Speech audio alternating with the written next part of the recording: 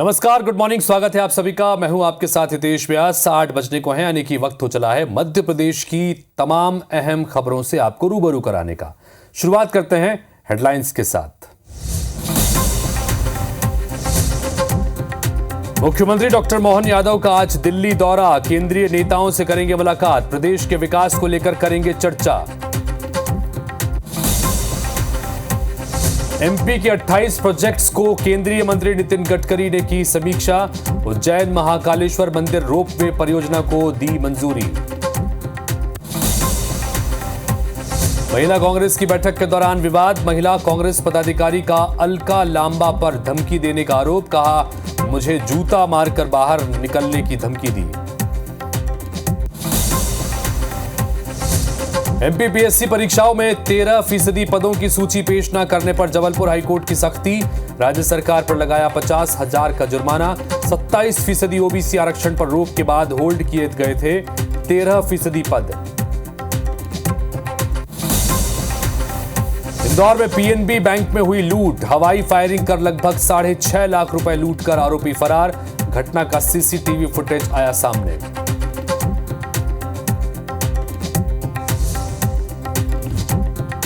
प्रायोजक हैं राजयोग पेन। खुशियां आपकी, रंग हमारे।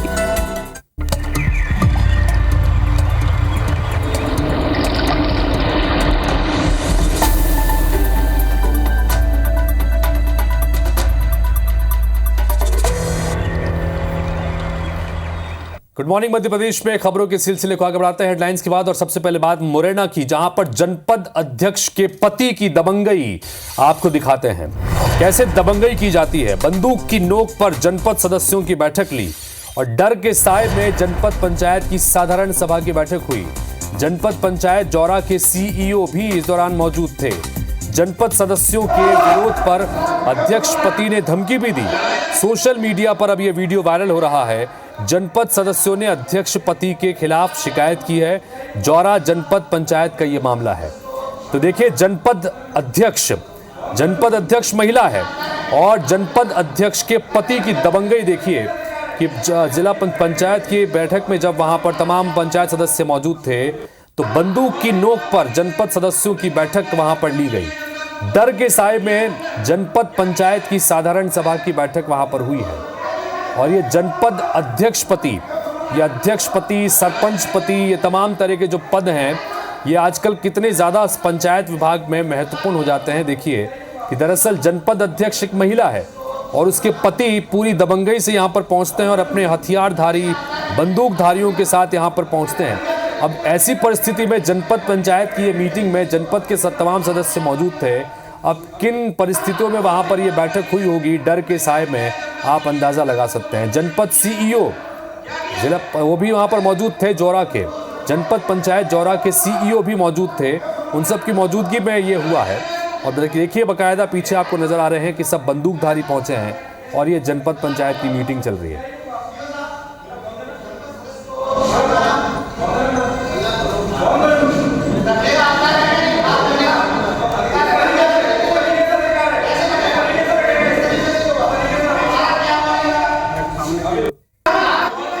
सत्येंद्र सिंह तोमर हमारे सहयोगी इस वक्त फोन लाइन पर जुड़ रहे हैं। सत्येंद्र, ये प्रधानपति, अध्यक्षपति, जनपद अध्यक्षपति, सरपंचपति, तमाम तरह और किस तरह की दबंगई इनकी देखने को मिलती है, ये साफ तौर पर तस्वीरों में दिखा जा रहा है। बंदूकधारी बकायदा जनपद पंचायत की मीटिंग में एक तो इन बंदूकधारियों की ज़रूरत क्या, और दूसरा ये कि जनपद अध्यक्ष के पति की ज़रूरत यहाँ पर क्या, तमाम तरह की अनियमितताएं। बताइए क्या कुछ चल रहा है इस मामले में। साफ तौर से देखा जाए तो जितने भी चूंकि सरपंच महिलाएं, जहाँ भी मध्य प्रदेश हो या पूरे मुरैना जिले की बात की जाए, तो जितने भी पति हैं, चाहे वो जनपद में रहे हो, जिला पंचायत में हो या सरपंच रहे हो, सभी की इस तरीके की लगातार जो कहानी है वो निकल कर आती है। और इसमें भी यही हुआ है, चूंकि जनपद नियम तो ये कहता है कि पति पहले तो मीटिंग में बैठ ही नहीं सकते हैं नियमानुसार, लेकिन उन्होंने ये बताया है कि वो सुमावली से जो विधायक हैं ईदल सिंह कंसाना, उनके प्रतिनिधि के तौर पर बैठे हुए थे, लेकिन नियम से वो जिस तरीके से बाकी जो सदस्य हैं वो नीचे बिठा ले गए हैं और एक मंच बनाया गया है। मंच के ऊपर जिस तरीके से वो पति बैठे हैं और जनपद सदस्यों को धमकाते हुए नजर आ रहे हैं, और जो बंदूकधारी जो बगल से खड़े हैं, और उसमें एक तो बिल्कुल ये आ रहा है कि जिस तरीके से जनपद सदस्य ने जब विकास कार्यों की बात करनी शुरू की और उन्होंने ये कहा कि जनपद की जो फंड आता है वो फंड जनपद सदस्यों के माध्यम से पंचायतों में नहीं दिया जाता है, अपनी मनमानी तरीके से उसको खर्च किया जाता है। उसको लेकर उन्होंने ये बात रखी, तो उसको लेकर एक बंदूकधारी जो खड़ा हुआ था वहां पर अभी ये भी नहीं पता चल पा रहा है कि ये हथियार वैध थे या अवैध थे। हालांकि पुलिस को भी आवेदन दिया गया है, उसको धमकाते हुए बिठाला गया है। तो कहीं ना कहीं उनकी आवाज बंदूक की नोक पर दबाई जा रही है और जिस तरीके से गुंडागर्दी और दबंगियाई से, क्योंकि जनपद अध्यक्ष महिला है प्रिया सिकरवार, वो बिल्कुल भी बोल नहीं रही हैं, बिल्कुल मूक दर्शक बनी हुई बैठी हुई हैं। और लगातार इन सब के बीच देख रहे हैं कि हम वहां सीईओ भी मौजूद थे, किसी ने कहीं कोई आपत्ति दर्ज नहीं। और दूसरी बात यह कि अब ये वीडियो तो सोशल मीडिया में वायरल हो गया, अब ये सार्वजनिक हो गया, क्या इसके आधार पर कोई अब तक संज्ञान लिया गया है, किसी की तरफ से कोई शिकायत दर्ज कराई गई है? जनपद के सदस्यों ने क्या कुछ शिकायत की है? भाई किस डर की वजह के माहौल में वहां पर ये मीटिंग करा दी गई? बंदूकधारी वहां पर मौजूद हैं, सरपंच पति वहां पर मौजूद हैं, अध्यक्ष पति। बिल्कुल जनपद सदस्यों में अगर देखा जाए तो महिलाएं भी नीचे बैठी हुई हैं और वो महिला और पुरुष सभी डर के साए में चुके थे और उन्होंने थाना जौरा में भी शिकायत दर्ज कराई। हालांकि पुलिस के अधिकारी कार्रवाई करने की बात कह रहे हैं। सबसे खास बात ये आती है कि जनपद सीईओ के साथ साथ पूरी जनपद का स्टाफ भी वहाँ मौके पर मौजूद था, लेकिन किसी ने ये नहीं कहा कि ये जो बंदूकधारी लोग हैं और वो जिस तरीके से मीटिंग में आए हैं और बिल्कुल गुंडागर्दी साफ तौर से दबंगियाई दिखाते हुए नजर आ रहे हैं। हालांकि इस ओर मेरा मानना यह है कि पुलिस अधिकारियों के अलावा चूंकि अन्य जो अधिकारी हैं जिला प्रशासन स्तर पर, उनको भी कार्रवाई लेनी चाहिए और जनपद जो अध्यक्ष हैं उनके खिलाफ भी कार्रवाई करनी चाहिए कि किस अधिकार से उन्होंने अपने पति को चूंकि वहां पर बिठाला था। अगर वो किसी विधायक के प्रतिनिधि हैं तो आम जिस तरीके से जो जनपद सदस्य बैठे थे उनके बगल से और भी विधायकों के प्रतिनिधि वहां पर बैठे हुए थे, तो इनको भी उन विधायक प्रतिनिधियों के बगल से बैठना चाहिए। पूरी तरह से दबंगई है ये, पूरी तरह से दबंगई है ये, गुंडागर्दी है। जनपद अध्यक्ष एक महिला है, लेकिन उनके पति वहां पर अध्यक्ष की पूरी भूमिका निभाते हैं, मीटिंग में आते हैं। चलिए विधायक के प्रतिनिधि के तौर पर वहां मौजूद थे, ये बात मान ली, लेकिन बंदूकधारियों की क्या जरूरत?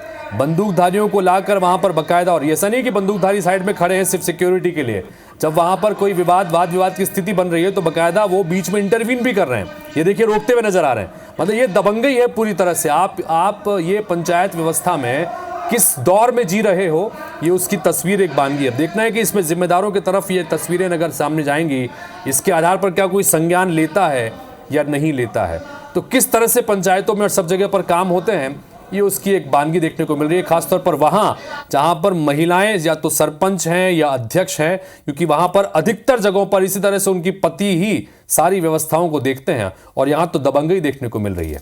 बहरहाल आगे बढ़ते हैं और बात मध्य प्रदेश की निर्माणाधीन एनएच परियोजनाओं की बात करें, जिसकी समीक्षा दिल्ली में हुई है। केंद्रीय परिवहन मंत्री नितिन गडकरी ने समीक्षा की है। समीक्षा बैठक में एमपी के पीडब्ल्यूडी मंत्री राकेश सिंह मौजूद रहे। एमपी में 18,000 करोड़ की लागत के 28 प्रोजेक्ट्स की समीक्षा की गई। गडकरी ने डीपीआर कंसल्टेंट्स की जिम्मेदारी तय करने के निर्देश भी दिए। प्रदेश को road side tree plantation policy तैयार करने का सुझाव भी दिया। तो वहीं उज्जैन महाकालेश्वर मंदिर रोपवे परियोजना को मंजूरी मिली है। केंद्रीय परिवहन मंत्री नितिन गडकरी ने यह मंजूरी दे दी है। जाहिर तौर पर यह बड़ी सौगात है महाकालेश्वर और इंदौर के बीच में। इंद्रेश चंद्रवंशी इस वक्त उज्जैन से हमारे सहयोगी सीधे जुड़ गए हैं, उनसे बात करते हैं। इंद्रेश, इस रोपवे महाकालेश्वर मंदिर रोपवे परियोजना को मंजूरी मिल गई है। केंद्र सरकार की यह बहुत बड़ी परियोजना है इस पूरे इलाके के लिए, चूंकि पर्यटन के लिहाज से भी और बाकी चीजों के लिहाज से भी।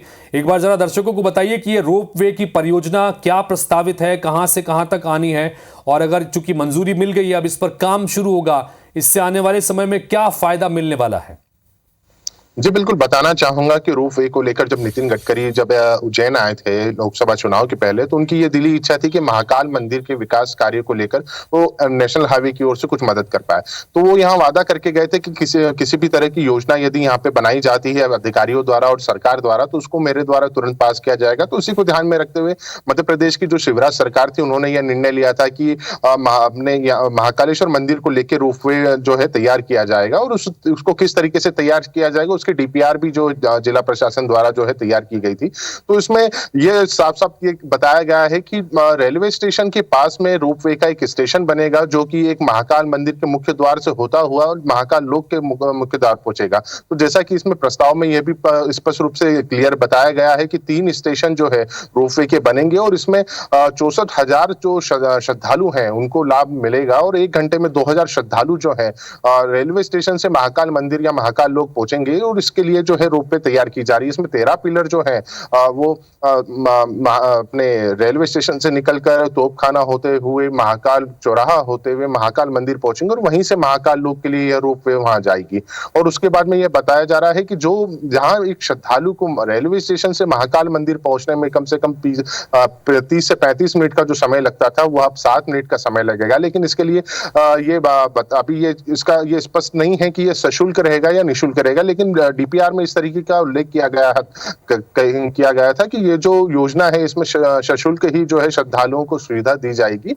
अब उसके बाद में इसका क्या शुल्क निर्धारित जो है जिला मध्य प्रदेश की सरकार द्वारा किया जाता है तो ये भी उस पर निर्णय बाकी है। लेकिन ये रोपवे आने से उज्जैन में पर्यटन बढ़ेगा। इसके साथ ही जो इसके जो लाभ जो है आम जनता को देखा जाए, जो श्रद्धालु जो बाहर से आते जिन्हें उज्जैन के यातायात को और अन्य चीजों को नहीं पता होता है तो उनके लिए क्या सुविधा होगी कि ऑटो चालक या अन्य कोई जो सवारी वाहन जो है वो अपनी मनमानी किराया वसूल करते थे तो ऐसे में उस पर रोक लगेगी और आम श्रद्धालुओं की सुविधाओं को ध्यान में रखते हुए यह निर्णय बहुत अच्छा है। और आम जनता का जब से ये पास हुआ है रोपवे का समीक्षा हुई है उसके बाद में आम जनता और श्रद्धालुओं का भी यही कहना है कि इस तरह की योजना जो आम श्रद्धालुओं को ध्यान में रखते बनाई गई है ये बहुत अच्छी है और आगे भी इस तरह की योजना आनी चाहिए।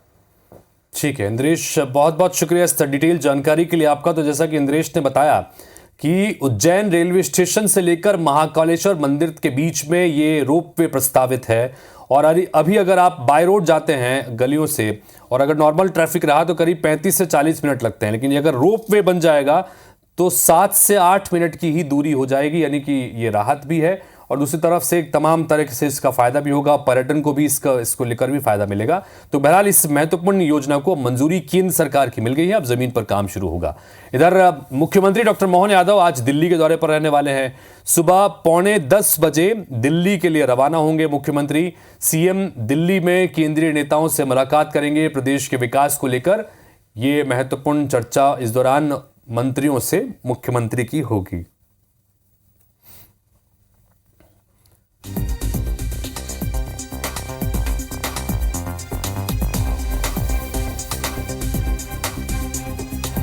इधर भोपाल कांग्रेस कार्यालय में महिला कांग्रेस कार्यकारिणी की बैठक के दौरान जमकर हंगामा हुआ। महिला कांग्रेस की राष्ट्रीय अध्यक्ष अलका लांबा की मौजूदगी में बैठक के दौरान पदाधिकारी मधु शर्मा ने लिस्ट में अपना नाम न होने पर आपत्ति जताई। मधु शर्मा ने आरोप लगाया कि उनकी इस बात पर अलका लांबा भड़क गईं और उन्हें भद्दी बात कहकर अपमानित भी किया गया। अलका लांबा ने मधु को जूते से मारने की धमकी दी, आरोप मधु ने लगाया। इससे जुड़ा एक वीडियो भी सामने आया है जिसमें मधु शर्मा अलका लांबा को कोसती हुई नजर आ रही है। इस मसले पर अलका लांबा की ओर से कोई प्रतिक्रिया सामने नहीं आई है, लेकिन मधु शर्मा ने दफ्तर के बाहर जमकर कोसा है, अपनी भड़ास निकाली है। सुनिए जरा।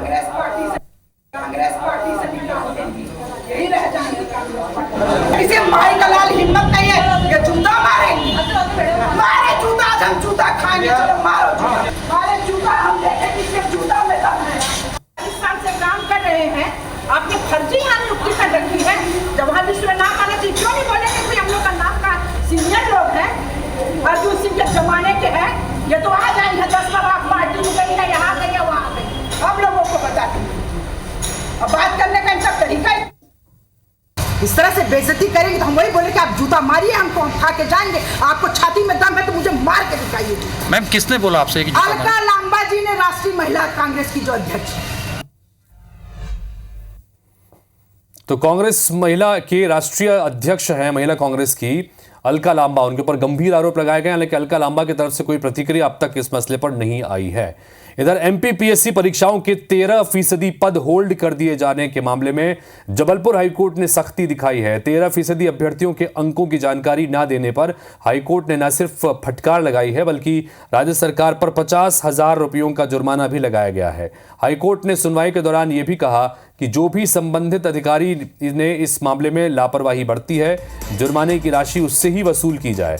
जबलपुर हाईकोर्ट ने मामले पर राज्य सरकार और पीएससी को जवाब देने के लिए 2 हफ्तों की अंतिम मोहलत दी है। कोर्ट ने अब 31 जुलाई को मामले की अगली सुनवाई तय कर दी है। दरअसल 27% ओबीसी आरक्षण पर हाईकोर्ट की रोक के बाद ओबीसी उम्मीदवारों को 16% आरक्षण दिया जा रहा है, लेकिन एमपीपीएससी ने बचे हुए 13% पद होल्ड कर रखे हैं और जिनके उम्मीदवारों का रिजल्ट नहीं दिया जा रहा है। इसके खिलाफ दायर याचिका पर हाईकोर्ट ने बीती 4 अप्रैल को होल्ड रिजल्ट जारी करने का आदेश दिया था। कोर्ट ने एमपीपीएससी 2019 से लेकर 2023 तक 13% होल्ड रिजल्ट की सूची भी तलब की थी, जिसे आज तक पेश नहीं किया गया।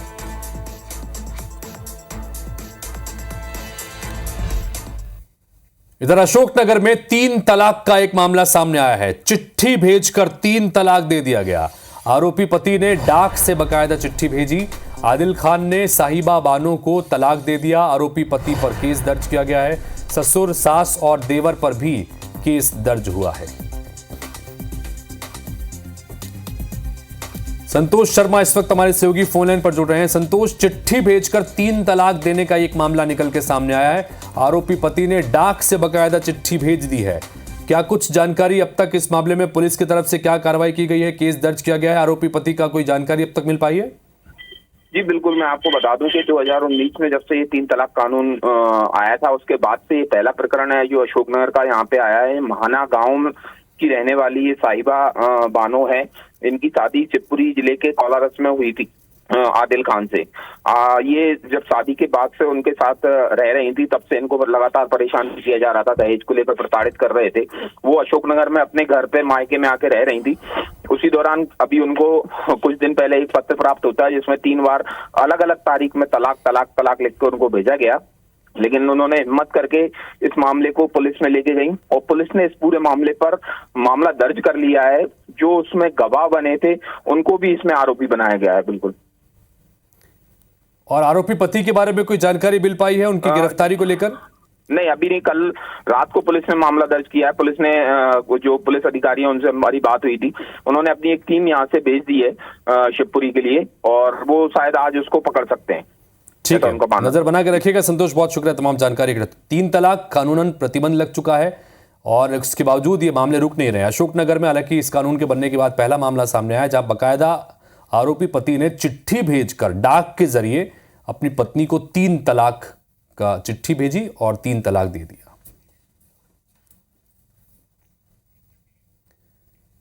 तो पश्चिम मध्य रेलवे के भोपाल मंडल ने एक अनोखा टाइगर रेस्क्यू ऑपरेशन को अंजाम दिया। दरअसल ट्रेन की चपेट में आने से एक बाघ की मौत हो गई थी। वहीं इस हादसे में उसके 2 शावक घायल होकर रेलवे ट्रैक के किनारे पड़े थे। शावकों को बचाने के लिए रेल प्रशासन ने टाइगर रेस्क्यू स्पेशल ट्रेन चलाई।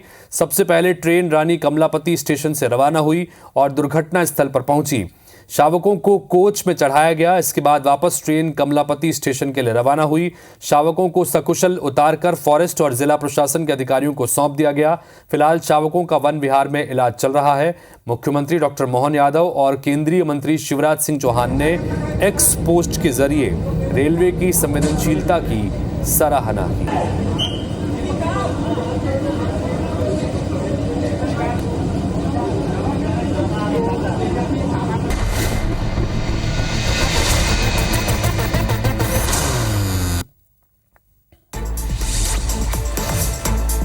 रायपुर में साय कैबिनेट की बैठक 19 जुलाई को होगी। मानसून सत्र की तैयारियों पर चर्चा होगी। 19 जुलाई को बीजेपी विधायक दल की बैठक भी होगी। मुख्यमंत्री निवास में कल जनदर्शन नहीं होगा। सीएम साय के दिल्ली दौरे के कारण कार्यक्रम स्थगित किया गया। सीएम विष्णुदेव साय समेत 3 मंत्री आज दिल्ली दौरे पर रहेंगे। केंद्रीय मंत्रियों और संगठन के नेताओं से मुलाकात करेंगे। छत्तीसगढ़ सरकार ने राजस्थान को कोयला खनन की अनुमति दे दी है। हसदेव अरण्य में राजस्थान सरकार कोल खनन करेगी। लंबे समय से यह विवाद चल रहा था। एक टीम ने 500 बोरी अवैध जैविक खाद जब्त की है। आरोपी ने सरखोर गांव में खाद का भंडारण किया था। धमतरी में प्रशासन ने रेत माफियाओं पर कार्रवाई की है। एसडीएम ने मुजगहन गांव में छापामार कार्रवाई करते हुए एक जेसीबी समेत 20 ट्रक जब्त किए हैं। जांजगीर चांपा में आर्थिक अनियमितता पर प्रशासन ने कार्रवाई की। आर्थिक अनियमितता पर कमरीद गांव की सरपंच को एसडीएम ने बर्खास्त कर दिया। बालोद जिले में हो रहे धर्मांतरण और प्रार्थना सभाओं पर रोक लगाने की मांग की गई है। विश्व हिंदू परिषद ने डिप्टी सीएम विजय शर्मा को ज्ञापन सौंपकर मांग की है।